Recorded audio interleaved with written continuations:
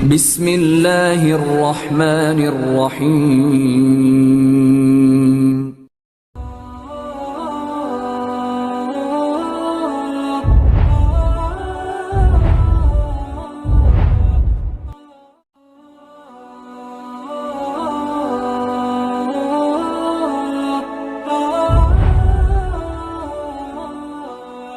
Assalamualaikum warahmatullahi wabarakatuh. Bismillahirrahmanirrahim. Alhamdulillahirabbil alamin. Wa bihi nasta'in wa 'ala umuri dunya waddin. Wassalatu wassalamu ala khatamil anbiya'i wal mursalin wa 'ala alihi wa sahbihi ajma'in, amma ba'da. Nasihatku kepada saudara-saudaraku yang baru keluar dari golongan Islam Jamaah. Nasihat ini pertama-tama tentu saja ana tujukan kepada diri ana yang masih banyak kekurangan, dan juga kepada saudara-saudaraku yang saya cintai karena Allah, yang baru keluar dari kesesatan akidah golongan Islam Jamaah. Saya menasihati di sini dalam rangka untuk bisa benar-benar melaksanakan firman Allah Subhanahu wa taala, "Wa dzakir fa inna dzikra tanfa'ul mu'minin." Dan juga dalam rangka melaksanakan firman Allah agar kita terhindar dari kerugian, kecuali bagi orang-orang yang beriman, beramal soleh, dan juga saling berwasiat untuk menetapi kebenaran dan juga kesabaran, seperti yang antum semua sudah hafal dalam surat Al-Asr. Nasihat yang pertama yang saya tujukan kepada diri ana dan juga kepada antum semua yang saya cintai karena Allah adalah, setelah keluar dari golongan Islam Jamaah, maka yang harus kita lakukan pertama kali adalah mewujudkan kesyukuran kepada Allah Subhanahu wa taala. Kita bersyukur bahwasanya Allah telah menyelamatkan diri kita dari akidah dan juga amalan yang sesat dari golongan Islam Jamaah. Kita bersyukur kepada Allah yang seandainya Allah mematikan kita dalam akidah ini, maka kita tentu saja terancam neraka. Jamaah sekalian, saudaraku yang dirahmati oleh Allah Subhanahu wa taala, kesyukuran ini tentu saja kita sudah mengetahui faedahnya. Harus kita tumbuhkan di dalam diri kita setiap saat.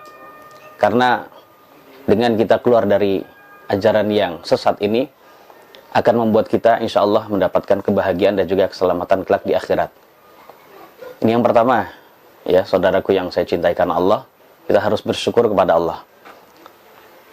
Kemudian yang kedua, nasihatku kepada saudara-saudaraku adalah setelah keluar dari Islam Jamaah, kita harus rajin betul thalabul ilmi. Sebab setelah kita keluar dari Islam Jamaah, maka seakan-akan ilmu kita itu adalah nol. Ya, walaupun sebenarnya tidak dari nol, ya, tapi seakan-akan seperti kita harus belajar untuk mengulangi lagi, ya. Kita khawatir ilmu yang kita ketahui sebelumnya dan juga amalan yang sudah kita ketahui sebelumnya itu adalah amalan yang keliru. Maka perlunya kita mengupdate untuk bisa menjadi orang yang benar-benar berbahagia dengan rajin thalabul ilm. Dahulu kita di aliran Islam Jamaah, kita selalu menuntut ilmu paling tidak 2 kali sepekan atau 3 kali. Nah sekarang ini adalah ujian yang Allah berikan kepada kita, ya selain nikmat dan juga ujian. Setelah kita keluar dari Islam Jamaah dan tidak ada yang menyuruh kita, maka hendaknya hati kita lah yang menyuruh kita untuk bisa rajin thalabul ilmi. Jadi datanglah ke majelis-majelis ilmu yang bermanfaat, majelis-majelis ilmu para asatidzah yang mengajarkan akidah Ahlus Sunnah wal Jamaah. Ya, seperti itu. Adapun ilmu yang wajib kita semua pelajari setelah keluar dari Islam Jamaah tentu saja adalah ilmu akidah. Ilmu akidah. Karena kesesatan Islam Jamaah yang paling parah itu adalah masalah akidah. Kita pelajari akidah salafus saleh, yang itu termasuk akidah Ahlus Sunnah wal Jamaah yang mendapatkan jaminan dari sabda Nabi SAW, termasuk yang diharapkan akan masuk ke dalam surga, atau yang dipastikan masuk ke dalam surga bagi orang yang menetapinya. Jadi kita pelajari seperti itu jamaah sekalian, teman-teman sekalian yang saya cintai karena Allah. Jadi agar kita tidak terus-menerus tersesat. Jadi justru harus sering mengaji. Kemudian ilmu fikih ibadah yang harus kita pelajari juga. Sebab ibadah kita setelah kita keluar dari Islam Jamaah, bukan berarti saya menganggap bahwasanya ibadahnya tidak sah. Insya Allah tetap sah. Tapi perlunya ada kita peningkatan. Karena ada beberapa hal yang sebenarnya penting juga harus kita ketahui berkenaan dengan masalah ibadah itu sendiri yang belum banyak kita ketahui. Ya, seperti itu. Dan juga ibadah-ibadah yang lain, ya, atau juga ilmu-ilmu yang lain yang wajib kita cari. Harus rajin menuntut ilmu. Ya, kalau kita tidak rajin menuntut ilmu, maka yang terjadi adalah kita akan terus-menerus di dalam syubhat. Kita menganggap bahwasannya bekas-bekas ya ajaran yang ada di dalam Islam Jamaah masih ada di dalam diri kita. Bisa jadi masih kita yakini, bisa jadi masih kita amalkan, dan sebagainya. Ini adalah nasihat saya kepada Anda semua yang habis keluar dari Islam Jamaah. Yang kedua, sebagai bentuk kita harus rajin thalabul ilmi, setelah kita keluar dari Islam Jamaah, maka saya nasihati untuk tidak mengajar dahulu. Karena mengajar itu memiliki keilmuan yang cukup. Keilmuan yang benar-benar sudah diyakini kesahihannya, yang sudah diyakini kebenarannya. Nah, sejak kita keluar dari Islam Jamaah, maka kita banyak menghadapi atau banyak mengalami, meyakini, mengamalkan hal-hal yang belum tentu benar. Maka nasihat saya, setelah keluar dari Islam Jamaah, janganlah Anda mengajar. Walaupun Anda dahulu menjadi seorang mubalik daerah, mubalik desa, mubalik kelompok atau guru pondok, maka mohon maaf, taulah diri setelah antum keluar, antum belum ada apa-apanya. Maka saran Anda, janganlah mengajar. Janganlah mengajar umat secara umum. Namun Anda boleh setelah Anda pergi kajian ke Ustadz Ahlus Sunnah, kemudian Anda mengajar kepada keluarga antum, tidak mengapa. Tapi untuk mengajar orang dalam jumlah yang banyak, ini adalah Anda tidak menyarankan. Dan Anda sendiri ya melarang Anda melakukan demikian. Karena tentu saja bagi orang yang baru keluar, ini harus membutuhkan ilmu yang banyak. Kalau Anda ingin mengajar ke depan, silahkan, nggak masalah. Anda yakin ya, banyak di antara kalian yang memiliki hobi dan senang dengan mengajar.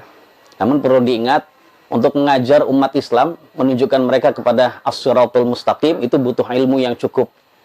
Butuh ilmu yang cukup. Jadi, seperti itu keadaannya. Jadi, istiqomahlah di dalam thalabul ilmi. Setelah Anda, misalnya Anda ingin mengajar ke depan, ya, maka sekarang ini jangan mengajar dulu. Tapi Anda harus banyak thalabul ilmi. Thalabul ilmi yang harus Anda pelajari tentu saja seperti yang tadi Anda sarankan, yaitu belajar ilmu akidah.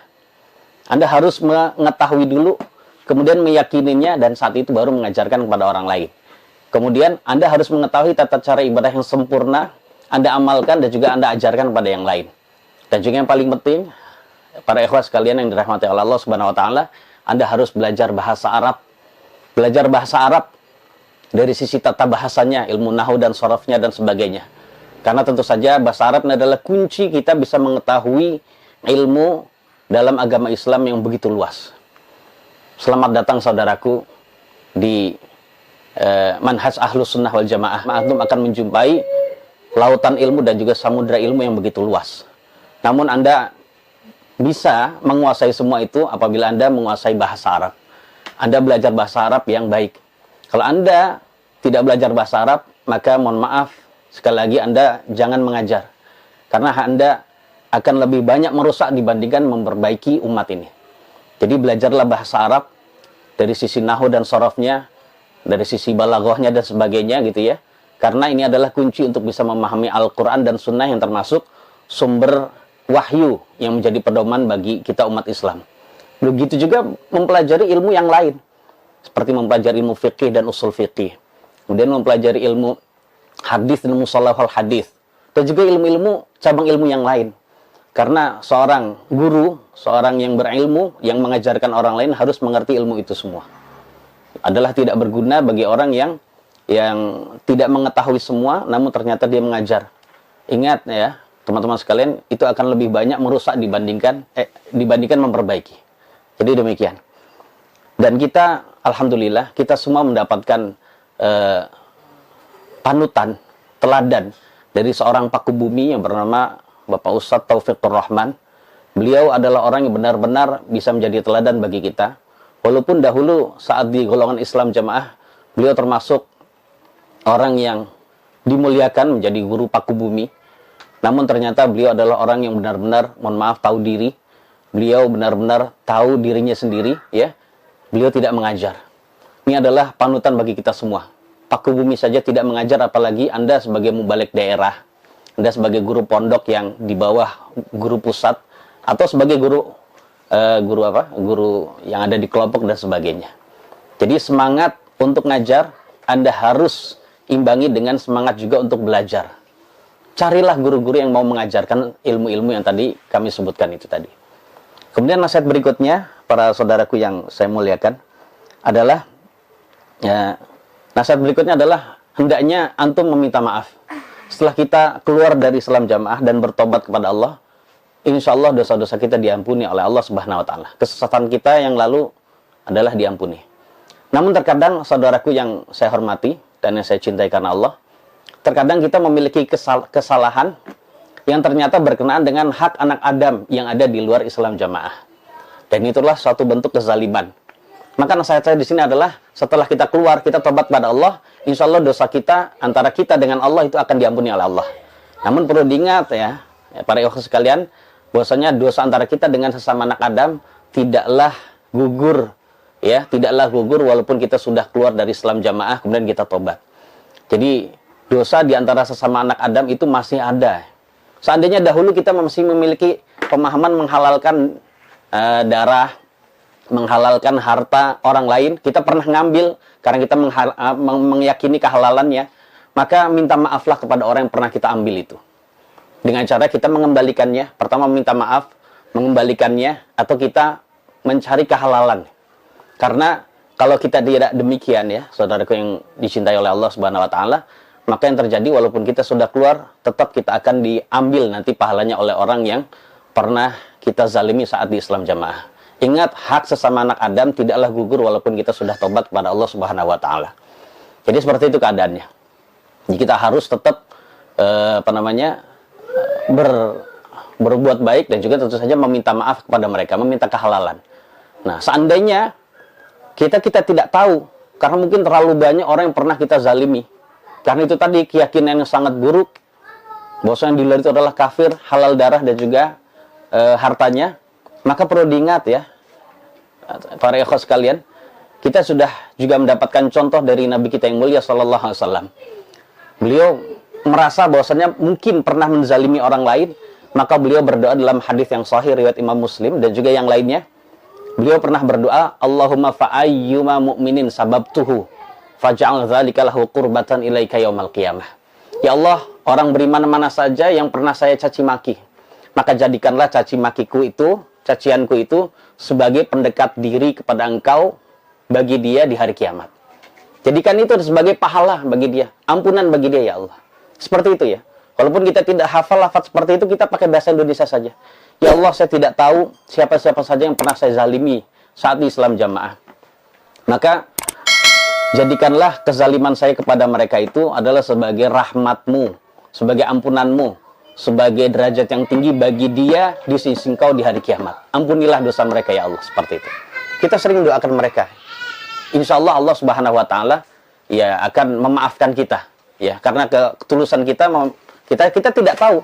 Karena kita tidak tahu begitu banyak orang dan kita juga tidak sempat meminta maaf, insya Allah ya kita akan dimaafkan oleh Allah dan tidak akan orang-orang yang pernah kita zalimi diberi kesempatan oleh Allah untuk mengambil pahala kita. Sebab Allah Subhanahu Wa Taala telah memberikan kita ilham yang baik untuk berdoa kepada Allah untuk mereka. Jadi seperti itu ya. Jadi tidak cukup kita tobat tapi harus minta maaf. Nasihat saya yang berikutnya adalah, saudaraku yang saya cintai karena Allah, adalah kita banyak-banyaklah mendoakan orang-orang yang tersesat. Jadi banyak-banyaklah mendoakan orang-orang yang tersesat.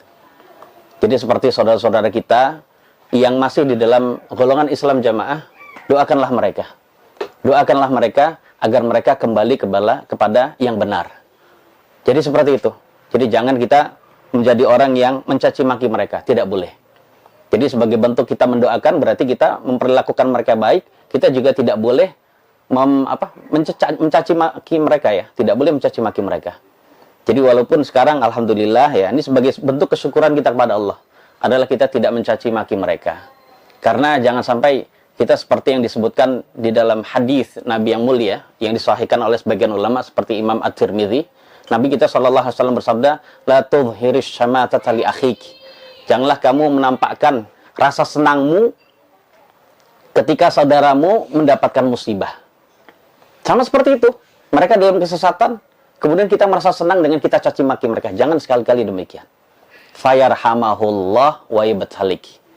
Karena itu akan bisa jadi menyebabkan Allah merahmati dia dan juga memberikan ujian dan juga cobaan bagi kamu. Jadi jangan sampai seperti itu jemaah sekalian. Dan juga kita dinasehati di dalam hadis Nabi yang lain yang disahihkan juga oleh Imam At-Tirmidzi gitu ya. Dihasankan oleh Imam At-Tirmidzi, "Man 'ayyara akhahu bi dzambin lam yamut hatta ya'malahu." Atau kama qala Rasul. Siapa saja yang mencaci maki saudaranya karena perbuatan dosa, maka dia tidaklah mati melainkan atau sampai dia melakukan dosa tersebut. Janganlah caci mereka. Jadi pandang mereka, saudara-saudara kita yang tersesat, baik dari golongan Islam Jamaah dan yang lainnya, sebagai pandangan yang kasih sayang. Karena seperti kata Syekhul Islam Ibnu Taimiyah rahimahullahu ta'ala, arhamun nasi bin nasihum ahlus sunnati wal jamaah. Manusia yang paling sayang terhadap sesama manusia adalah ahlus sunnah wal jamaah. Jadi ahlus sunnah wal jamaah adalah orang yang paling sayang terhadap sesama umat manusia. Jadi jadilah seperti ahlus sunnah yang jamaah yang sesungguhnya. Jadi sayangi mereka. Jadi jangan pandang mereka sebagai musuh kita, tidak demikian. Tapi pandangilah mereka seperti halnya saudara kita yang harus kita sayangi. Nah, sebagai bentuk itu ya kita harus benar-benar mendoakan mereka.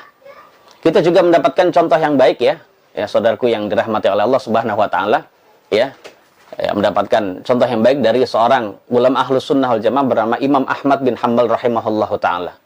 Beliau ya seringkali mendoakan baik saat sujud kepada orang yang sesat.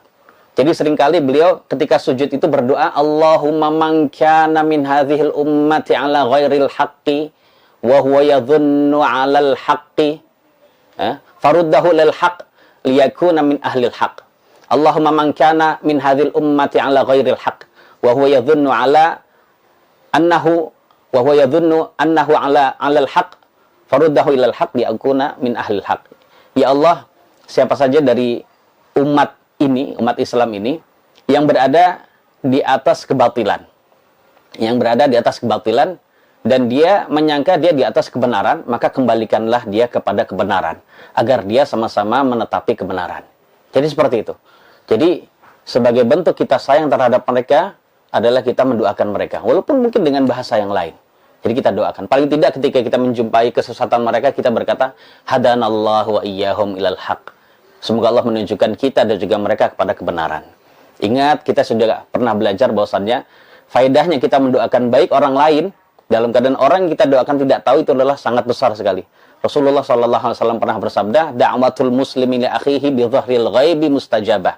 Jadi doanya seorang muslim untuk saudaranya dalam keadaan saudaranya tidak tahu didoakan, ini akan dikabulkan oleh Allah Subhanahu wa taala. Mustajab doanya. Ya. Inda ra'sihi malakun muwakkal. Nabi bersabda, di dekat kepalanya orang yang berdoa untuk saudaranya itu, ada malaikat yang Allah tugaskan. Kullama da'a li akhihi bi khairin, qalal malakul muwakkalu bih. Amin walaka bimithlin. Jadi, setiap kali dia mendoakan saudaranya dengan doa yang baik, maka malaikat yang ditugaskan oleh Allah itu berkata, amin walaka bimithlin. Ya Allah, semoga Kau menunjukkan saudaraku kepada kebenaran. Maka saat itu malaikat tersebut akan berkata amin. Kita tahu amin itu maknanya adalah semoga Allah mengabulkan doamu. Ya, semoga Allah mengabulkan doamu. Walaka bimithlin. Dan kamu juga mendapatkan apa yang kamu minta untuk saudaramu. Kamu mendapatkan seperti apa yang kamu minta untuk saudaramu. Jadi faedahnya sangat besar ya, wahai saudaraku yang saya cintai karena Allah, kalau kita mendoakan orang lain. Pertama, itu menunjukkan bahwasan kita benar-benar tulus, itu ikhlas gitu ya. Kemudian faedahnya adalah cepat dikabulkan oleh Allah Subhanahu wa taala. Dan yang ketiga adalah paling tidak faedahnya itu adalah kembali kepada diri kita juga. Jadi demikian. Kemudian nasihat saya yang berikutnya kepada saudaraku yang baru keluar dari Islam Jamaah adalah tetaplah tekun beribadah kepada Allah Subhanahu wa taala. Bahkan harus lebih rajin beribadah kepada Allah Subhanahu wa taala. Artinya dahulu kita ketika mendengarkan azan dan tidak menjumpai masjid Islam Jamaah, sehingga kita sholatnya itu menunda-nunda. Setelah kita keluar, janganlah kita demikian. Jangan kita demikian. Karena kita menganggap bahwasannya setelah kita keluar dari Islam Jamaah, kita boleh melakukan ibadah dimanapun. Tidak seperti manhajnya Nasrani yang melakukan ibadah itu hanya di masjid tertentu saja. Jadi seperti itu. Segeralah datangi azan. Kalau kita mendengarkan azan untuk panggilan sholat. Dan juga sholatlah bersama dengan mereka dengan mencari pahala yang besar di sisi Allah dan juga keikhlasan. Jadi seperti itu. Dan juga ibadah-ibadah yang lain. Justru jangan kita mengendor semangat kita dalam melaksanakan ibadah kepada Allah Subhanahu wa taala. Dan yang terakhir, nasihat saya setelah Anda keluar dari Islam Jamaah, maka hendaknya Anda segera mendekat kepada masyarakat Islam setempat, termasuk tokoh masyarakat, dan jelaskan bahwasan kenapa Anda keluar, bahwasannya karena akidahnya begini dan begitu. Jadi mendekatlah, ya seperti itu keadaannya. Seandainya Anda menghadapi suatu ancaman, maka dengan mendekat Anda bisa mendapatkan perlindungan dari Allah, kemudian dari mereka semua. Wallahu a'lam bishawab. Semoga Allah memberikan tambahan faidah dan manfaat bagi saya dan juga bagi antum semua yang saya cintai karena Allah. Semoga Allah memberikan kita kebaikan di dunia dan juga di akhirat. Wassalamualaikum warahmatullahi wabarakatuh.